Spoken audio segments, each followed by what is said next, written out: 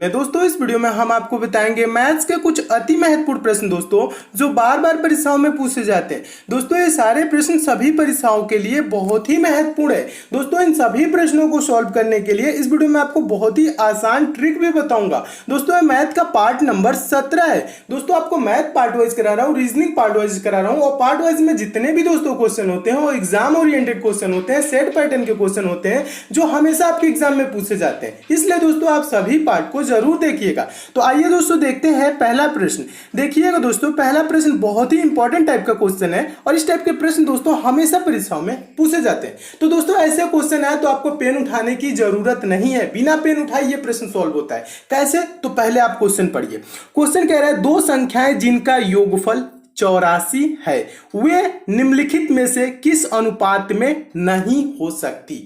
ऐसे क्वेश्चन है। जब कभी भी दोस्तों ऐसे क्वेश्चन है ना तो आपको एक्स वाई मानने की जरूरत नहीं है। इसको हम सॉल्व करेंगे गो थ्रू ऑप्शन, यानी ऑप्शन से सॉल्व करेंगे और कुछ ही सेकंड में आंसर आ जाएगा। देखिए जब क्वेश्चन आए तो आपको सॉल्व करना है ऑप्शन से। कैसे सॉल्व करना है मैं आपको बता रहा हूं। कह रहा है ना दो संख्याएं जिनका योगफल क्या है दोस्तों 84 है और कह रहा है वे निम्नलिखित में से किस अनुपात में नहीं हो सकती। यहां पे ध्यान देना है, नहीं हो सकती कह रहा है। तो देखेंगे देखिए अब हम क्या करेंगे, इन दो संख्याओं का रेशियो दिया है, यहां पे अनुपात दिया है। क्या दिया है? पहला ऑप्शन है 5:7। 5 और 7 को हम जोड़ेंगे दोस्तों, इन दोनों को अगर जो प्लस कर दे 5 और 7 को तो क्या हो जाएगा 12। अब 12 से दोस्तों क्या 84 पूर्णतः विभाजित होगा कि नहीं?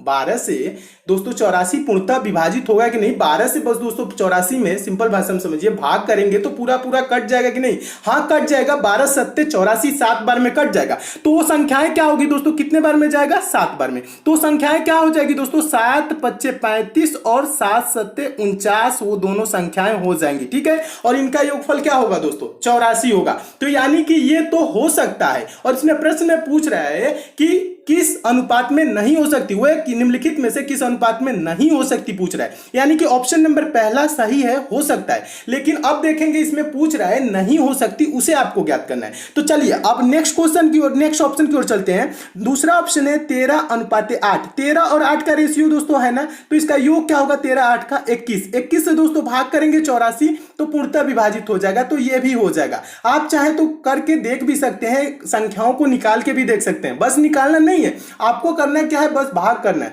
21 से कितने बार में जाएगा दोस्तों 4 बार में 84 हो जाएगा। तो संख्याएं क्या होगी 13 चौक को 52 और 4 बट्ठे क्या हो जाएगा 32, ये संख्याएं होगी और इनका योगफल क्या होगा दोस्तों 84 होगा।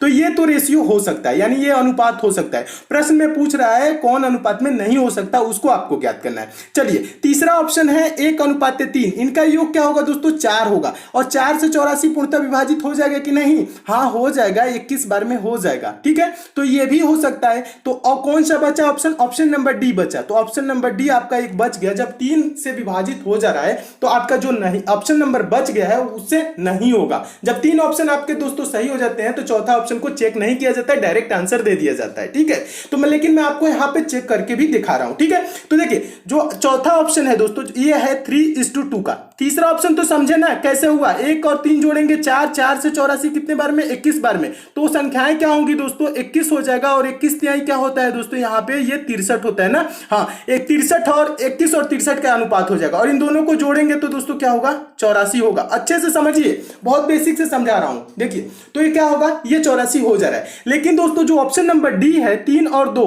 जोड़ेंगे तो क्या होगा दोस्तों 5। क्या दोस्तों 5 से 84 पूर्णतः विभाजित होगा? नहीं होगा। तो ये अनुपात में नहीं हो सकता। 3:2 वो संख्याओं का अनुपात नहीं हो सकता।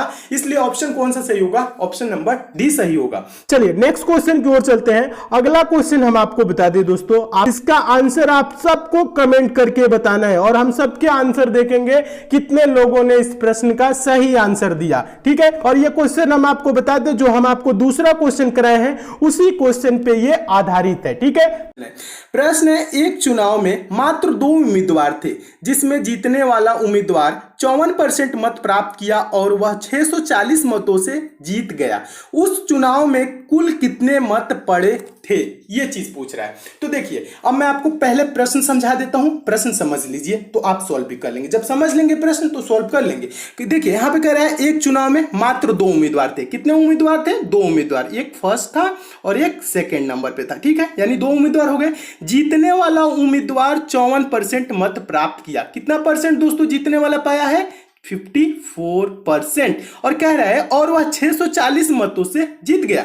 तो देखिए अब यहां पे आपको करना क्या है, ये दोस्तों जो जीतने वाला है ना ये कितना परसेंट, 54%। तो हारने वाला ये जो है ये कितना परसेंट पाया होगा, ये पाएगा 46%। कैसे पता दोस्तों, टोटल मत कितने होते हैं चुनाव में, 100% थे, ठीक है।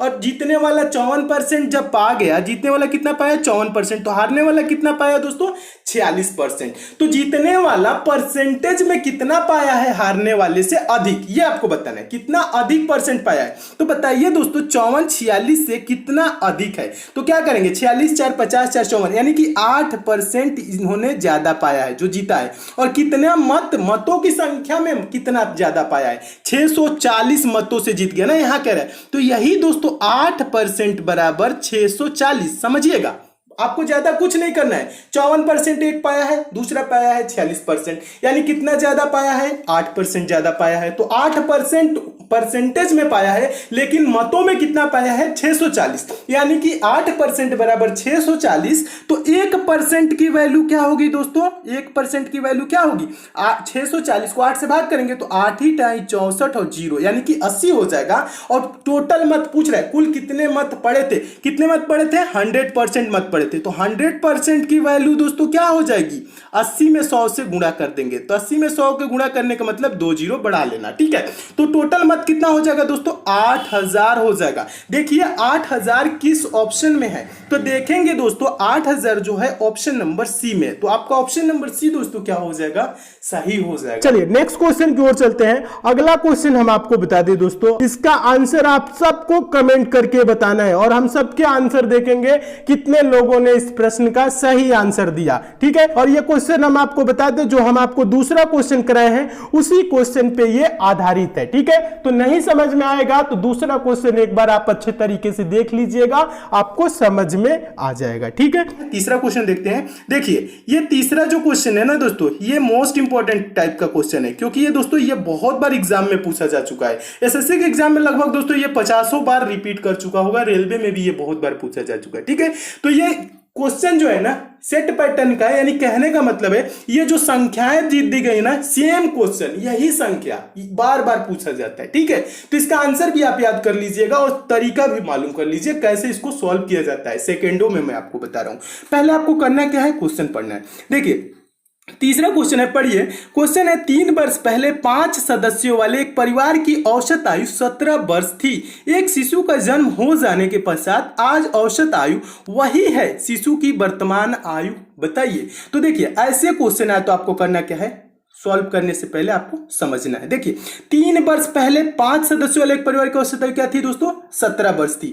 तो 3 वर्ष पहले जो 5 सदस्य हैं उनकी टोटल आयु क्या रही होगी दोस्तों, 3 वर्ष पहले हम निकाल रहे हैं। ये क्या 3 वर्ष पहले कितनी रही होगी, 5 गुणे 17 यानी कि क्या हो जाएगा दोस्तों 17 5 85। टोटल आयु क्या रही होगी, टोटल आयु का योग क्या होगा दोस्तों 85 वर्ष होगा। लेकिन अब करना क्या है दोस्तों, ये तो 3 वर्ष पहले, वर्तमान में अब इनकी औसत आयु क्या होगी दोस्तों, वर्तमान में यानी प्रेजेंट टाइम में दोस्तों इनकी औसत आयु क्या होगी, आप बताइए। कितने लोग हैं, 5 सदस्य हैं। 3 वर्ष पहले थी तो 3 वर्ष बाद यानी कि वर्तमान में, ठीक है। वर्तमान में क्या रही होगी 5 तिहाई 15, ठीक है, समझिएगा। 3 वर्ष यानी कि बाद यानी कि प्रेजेंट टाइम में सब में क्या होगा दोस्तों, तो जुड़ जाएगा, ठीक है। यानी कि 3 वर्ष जुड़ेगा तो कितने साल हो जाएगा, 15 साल जुड़ जाएगा, यानी कि 3 गुणे 5 यानी कि क्या हो जाएगा 15। तो ये 15 जुड़ेगा दोस्तों 85 में, ठीक है। क्या होगा 15 ये 85 में जुड़ेगा तो प्रेजेंट टाइम में इनकी एज क्या हो जाएगी दोस्तों 100 ईयर्स। टोटल आयु का योग क्या होगा प्रेजेंट टाइम में, ये आपको पता होना चाहिए। क्या होगा दोस्तों 15 साल जुड़ जाएगा वर्तमान में, यानी कि 100 वर्ष हो जाएगी। लेकिन अब आगे क्या कह रहा है दोस्तों, देखिएगा। एक शिशु का जन्म हो जाने के पश्चात आज औसत आयु वही है। कितनी है औसत आयु, 17 वर्ष ही है। तो जब शिशु का जन्म हो गया तो परिवार में कितने लोग हो गए, ये बताइए। पहले तो दोस्तों 5 थे ना, अब कितने हो गए दोस्तों 6। और औसत देखिए अब कितने हो गए दोस्तों 6, और औसत आयु क्या है दोस्तों वही है, औसत आयु वही है यानी कि 17 ही है। तो टोटल आयु का योग क्या होगा दोस्तों 17 गुणे 6 यानी कि 120 2 हो जाएगा।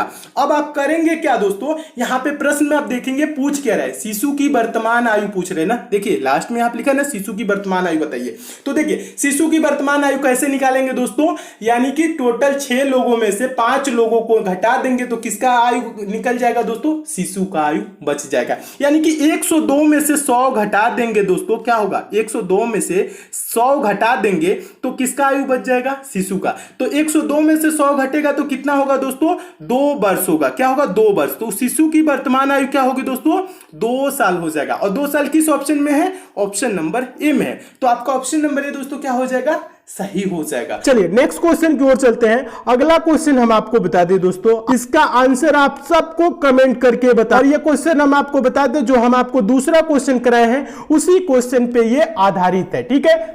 चौथा क्वेश्चन है, चौथा क्वेश्चन भी बहुत इंपॉर्टेंट टाइप का क्वेश्चन है और पूछा गया क्वेश्चन है। और इस टाइप के क्वेश्चन पूछे जाए तो बिना पेन उठाए सॉल्व किया जाता है। कैसे, तो मैं आपको बता रहा हूं। पहले प्रश्न पढ़िए।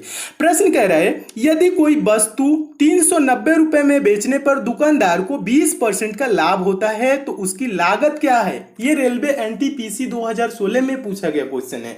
देखिए अब इसको सॉल्व कैसे करेंगे मैं आपको बता रहा हूं दोस्तों। लाभ हानि के बेसिक में भी आपको बताया हूं कि जब लाभ होता है तो क्या करते हैं, उसे 100 में जोड़ के लिखते हैं। जब हानि होता है तो उसे 100 से घटा के लिखते हैं परसेंटेज के तौर पे। देखिएगा कैसे, आपको समझा रहा हूं, थोड़ा सा समझिए।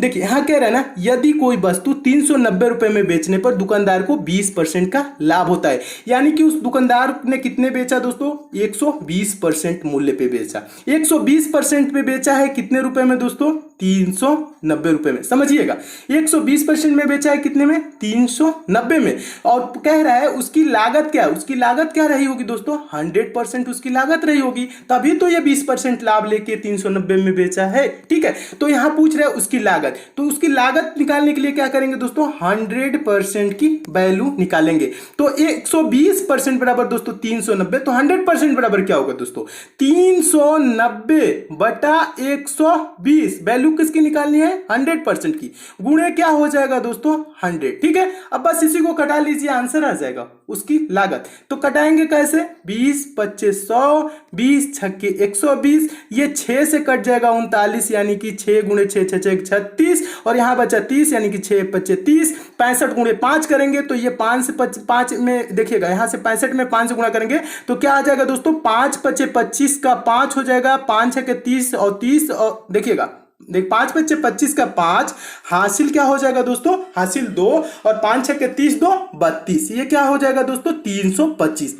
आप चाहे तो गुणा करके देख सकते हैं। 65 में 5 से गुणा करेंगे क्या होगा, 325। तो उस वस्तु का दोस्तों लागत क्या होगा, 325 रुपए। अब देखिए 325 किस ऑप्शन में है, तो देखेंगे ऑप्शन नंबर बी में। तो आपका ऑप्शन नंबर बी दोस्तों क्या हो जाएगा, सही हो जाएगा। चलिए नेक्स्ट क्वेश्चन की ओर चलते हैं। अगला क्वेश्चन हम आपको बता दें दोस्तों, आप लोगों के होमवर्क के तौर पे, ठीक है। इसका आंसर आप सबको कमेंट करके बताना है और हम सबके आंसर देखेंगे कितने लोगों ने इस प्रश्न का सही आंसर दिया, ठीक है। और ये क्वेश्चन हम आपको बता दें जो हम आपको दूसरा क्वेश्चन कराए हैं उसी क्वेश्चन पे ये आधारित है, ठीक है। तो नहीं समझ में आएगा तो दूसरा क्वेश्चन एक बार आप अच्छे तरीके से देख लीजिएगा, आपको समझ में आ जाएगा, ठीक है। ये वीडियो कैसा लगा कमेंट करके जरूर बताइए। अच्छा लगा लाइक शेयर कर दीजिए, चैनल पर नए चैनल को सब्सक्राइब कर लीजिए, नोटिफिकेशन बेल को भी जरूर ऑन कर लीजिए। तो मिलते हैं दोस्तों अगले वीडियो में और भी इंपॉर्टेंट प्रश्नों के साथ, तब तक के लिए दोस्तों धन्यवाद।